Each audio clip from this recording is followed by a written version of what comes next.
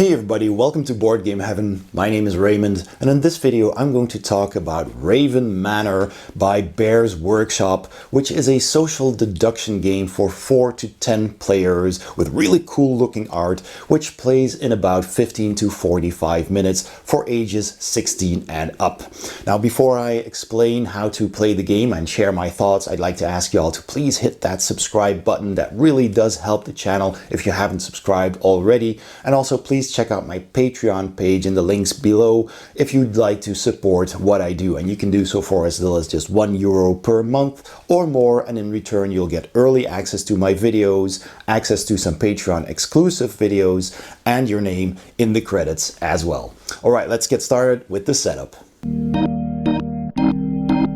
To set up a game of Raven Manor, you take apart the Raven card and a number of family member cards equal to the number of players -1, so that together with the Raven card you'll have an equal number of characters to the number of players. So for example, if we're playing a 5-player game, we take 1, 2, 3, 4 random family members, you put the rest back in the box, and you take these 5 cards and you shuffle that and you pass every player one of those family member cards, so that one of these players is now secretly the Raven, and you keep this card in front of you during the game. Next, you shuffle the rest of the cards and deal each player 4 cards. Everybody checks their cards, and if you are not the Raven, so you take a look at your character secretly to see who you are. I'm currently a family member. And if you draw on your hand a feather card, which look like this, then you immediately discard it and draw a new card. The Raven player may choose to do this as well to confuse other players into thinking that they are not the Raven. Keep all of these cards secretly in your hand, decide who is the starting player, and then you're ready to play. The game has several characters. They're all anthropomorphic animals. There's Aunt Cat, Uncle Horse, Brother Badger, the Dog Father, Auntie Owl. There's the Bison Grandma, the Sheep Grandma. I drew the Sister Row card. There's Mother Hen, and of course there is the Raven. Now the goal of the game for the Raven is to either kill or possess with the feather card all the other family members. If they succeed in doing that, then the Raven wins. Family members who got past the feather card by the Raven are now possessed and will work for the Raven, which means they are currently on Team Raven for the rest of the game. So helping the Raven get the victory condition means that they win as well. And the victory condition for the family members is of course finding and killing the Raven. Should the game end in a draw when everybody is killed, the Raven still wins. The game deck has several different types of cards. Most of them are action cards, some of them are room cards, and there's also reaction cards. Now, starting with the starting player, every player takes their turn. You can play in clockwise order, and on your turn you will do 2 things. First of all, you will play an action, and that action can be one of 4 things. You either play a card and do what it says and then discard that card. You can play a room, which is a card that stays on the table and everybody can use. You can use the ability of an already played room card, or you can pass if there's nothing else you can do. And after taking that one action, you pick a card from your hand and exchange that in secret face down with the next player in line who is not stunned, because you cannot exchange cards with stunned players.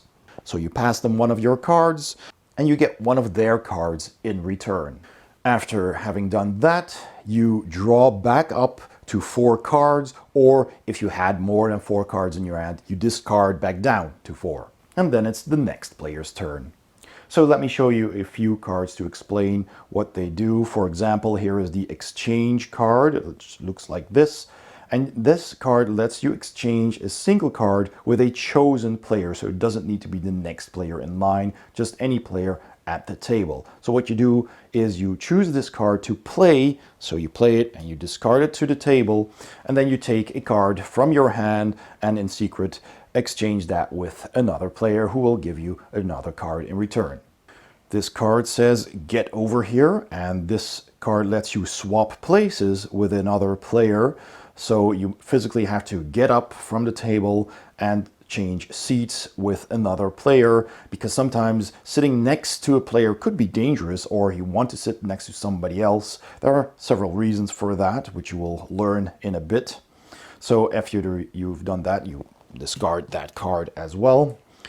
There are let's see, killer cards or stunning cards. So this is a card that stuns. This is the vase, which lets you stun a chosen player. So when that happens, you basically give that card to another player. They put that in front of them. You can just put it horizontally to indicate it's not one of their cards, but it does indicate that they are stunned. And when a player has a stun card, when their turn comes up, they simply discard that card to the discard pile, skip their turn, and then the next player goes. While you're stunned, you're vulnerable because you cannot play any cards that let you evade or dodge an attack, but you cannot be the target of any exchanges. Here is a card that's called the rifle, and it simply lets you write out murder someone. So you kill a target player, and then you discard that card.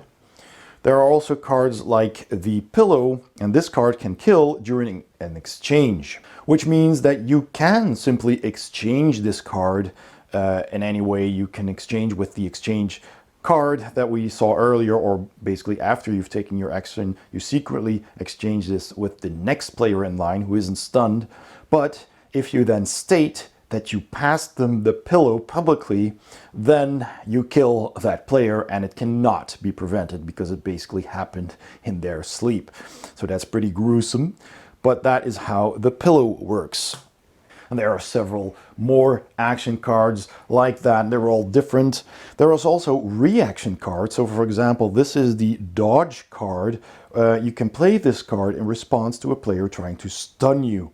So that means you cannot be stunned this turn. Simply discard that card and you dodge a stun attack. There's also the evade card, which lets you respond to a player trying to kill you, so you cannot be killed this turn. But it doesn't protect you from the pillow because, again, you were basically asleep. And then the third reaction card is the avoid card. The avoid card can be played in response to a player trying to exchange cards or swap places with you. So you simply refuse to exchange cards or swap places, but that cannot prevent the end of turn exchange. So only an active played card that lets you exchange cards can be avoided that way.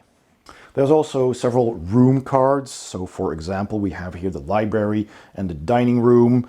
And when you play these cards, you simply put them on the table, and that is your action for that turn. And other actions you can take is going to a room when it's already on the table instead of playing a card. And for example, the library lets you look at a chosen player's hand, which is very important, of course, to figure out what they have and what they might possibly do. And if they have like feather cards, then you know that they are either possessed, or if there's multiple feathers, they might be the Raven. Multiple feathers means that they are the Raven, of course, because they're the only player who can have multiple feather cards on their hand. And if you have one, you might be a possessed player. So that's important information. The dining room here lets you exchange a single card with a chosen player, just like the exchange card, or swap places with an adjacent player only. So when you play these, you just put them in the center of the table and they stay there for the rest of the game. And finally, again, there's the feather card, which clearly says if you are not the Raven, discard this card as you draw it and draw another card. So when that happens, people basically know that you are not the Raven. If you are the Raven, then you can possess other players by giving them this card in exchange, in any exchange. So you can do it with the exchange card, with the dining room exchange action, or at the end of your turn when you exchange a card in secret as well. If you receive this card in an exchange, you keep it in your hand, so that's permanently in your hand, then you can't exchange it anymore, and you don't discard it, but that means you are now possessed and on Team Raven. So if it's now my turn, for example, I could look at my hand of cards and I could see I have a bottle that lets me stun an adjacent player, so to the left or right, and then lets me search the deck for a broken bottle, which is a card that lets me kill someone. You have to reveal it and then put it into your hand, and then you shuffle the deck. I have a vase that we saw that can simply stun any player. There's also an avoid card in my hand, and I have this one. So I could choose to play this one at the start of the game. I don't want to outright start killing or stunning people because that might make me suspicious. And I'm not the Raven in this example. So I can look at the top 3 cards of the deck, put one of those cards in my hand, one on top of the deck, and one on the bottom of the deck. So if that's going to be my action, I play that card. I take 3 cards. I secretly look at them. So here's the broken bottle that lets me just kill someone. Another candle to do the same thing again. And a manor plan. And a manor plan lets me search the deck for any room, then reveal it, and immediately play it. And then I get to shuffle a deck. Well, that might be beneficial for me, so I'll keep that. A card that kills is dangerous, so I'm going to put that on the bottom. And then I'll put this one on top of the deck. And that's my action. So after that, I need to exchange a card. So what do I want to exchange with the next player? Well, I don't know who's who yet, so I'm going to play it safe. I might just get rid of my stun card, because that's the least lethal card at the moment to play. I could also give someone the manor plan and just see what they do with it.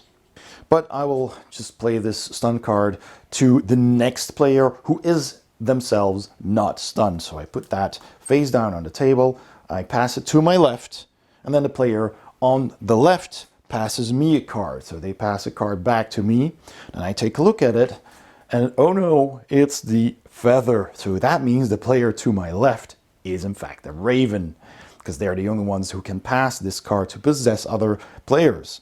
That means I'm now possessed. I don't show that to anyone. I keep this secret. I keep this in my hand. I can't do anything with it. This just takes up a place in my hand.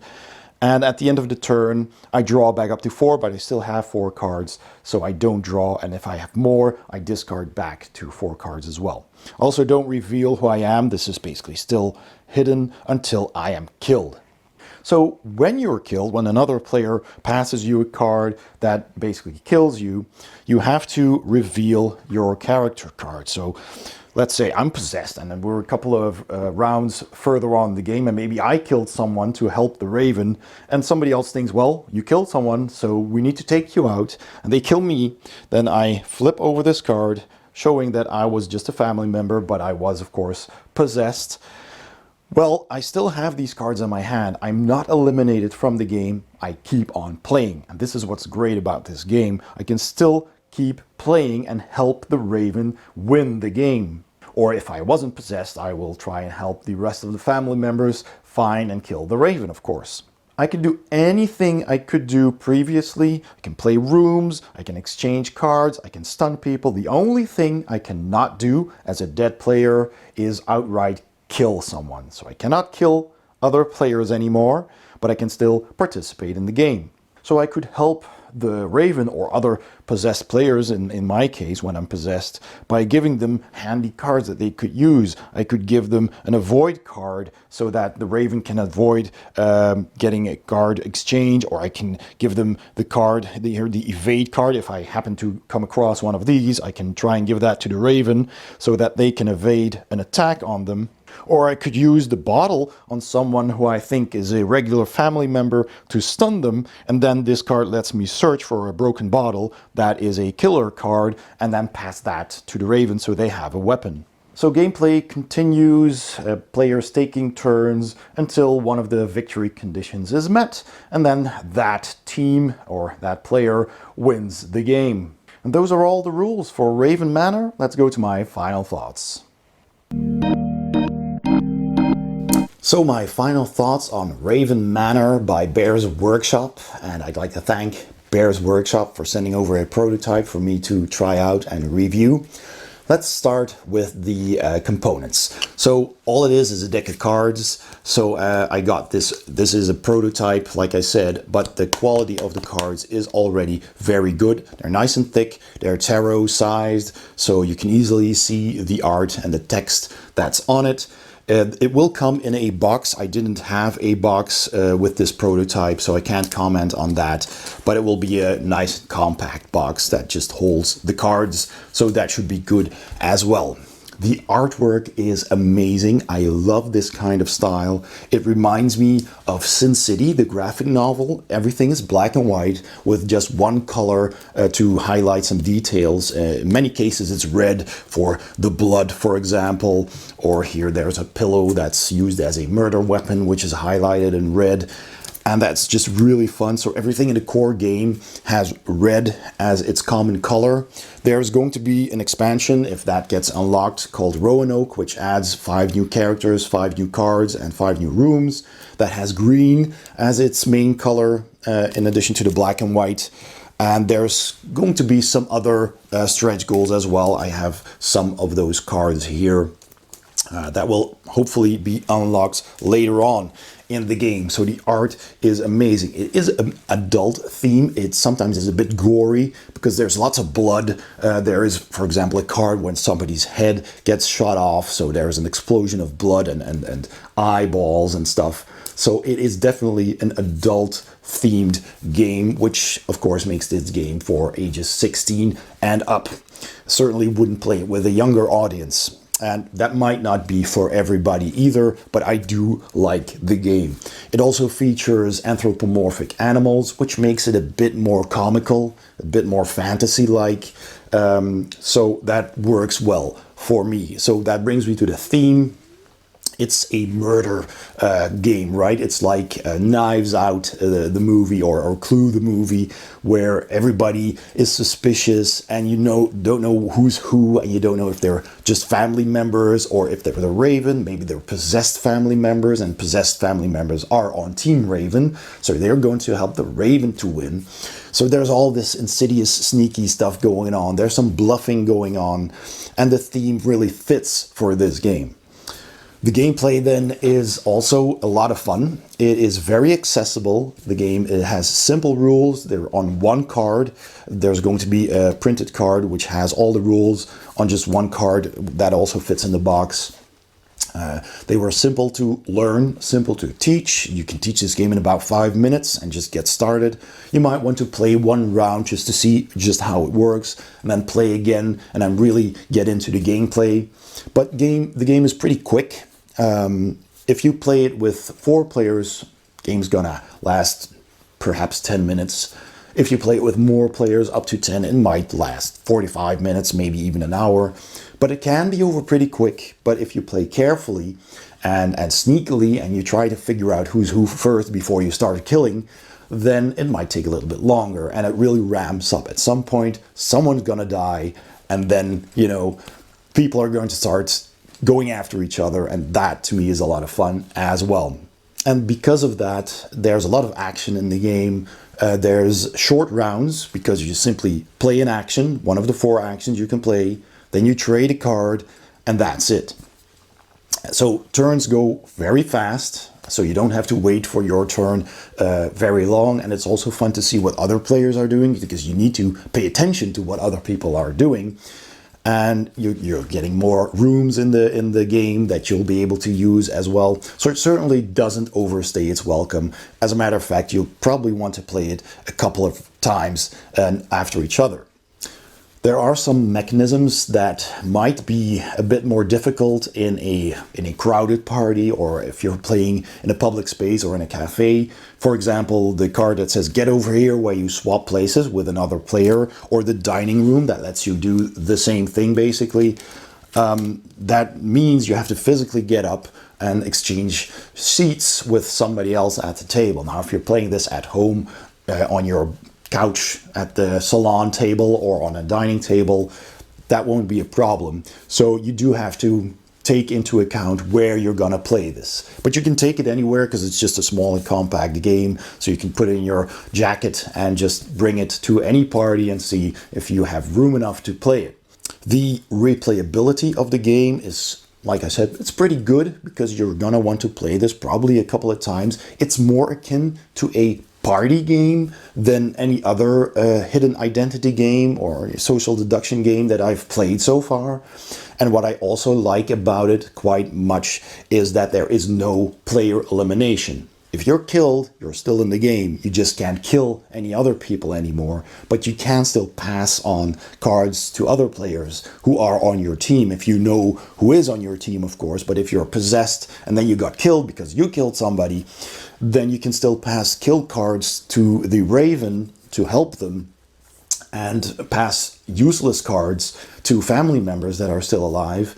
And that's how you can still stun people. So that's how you're still in the game. You're basically still pretty much doing everything you could before, except for killing others. So that's a big plus to me because, you know, when playing games like Werewolves or whatever, and you're eliminated, you're out of the game, you can't play anymore, and you have to wait until the game is over, which is absolutely not fun. But this game doesn't have that, so that's a big plus. And that also makes you want to play again and again, and hopefully do better on your next play, perhaps. So that's a lot of fun. I think replayability is high, especially if they unlock more of those stretch goals to add more cards to the game, more options, more rooms, more actions to do, just to make it more interesting, keep it fresh, so you can mix in different cards every time you play. Finally, there's the language dependency. The game is sadly language dependent, which is kind of inherent to the type of game because all of the cards have these actions on them that are explained, of course, in text on the game. This would be too complex to do with iconography. So all these cards have text on them, which means you need to have a good grasp of the English language before playing, because you need to keep all of these cards secret. You can't ask somebody in the game, so hey, how does this card work? Because then you'd give away perhaps your identity, or at least which cards you have. So keep that in mind when deciding whether to get this game or not. But in the end, I really did enjoy it. I like that it's so accessible, that it's relatively quick, that it's more of a party hidden identity game than, you know, the heavier social deduction games that take a long time. It does shine better with more people. I enjoyed it better with a bigger group than with a smaller group, because that's usually over pretty quick. And yeah, so if that does appeal to you, check out the Kickstarter. There's a link in the description below. You can also click the I in the corner of this video and that'll take you there. I hope this video helped you to make a decision whether this game is for you or not. I certainly enjoyed it a lot. I do love the artwork quite a bit on this. I hope you enjoyed this video as well. If you did, please give it a thumbs up. Don't forget to subscribe if you haven't already, and please also check out my Patreon page by clicking the link in the description below or the icon at the end of this video. Thanks again for watching, and I'll see you next time on Board Game Heaven.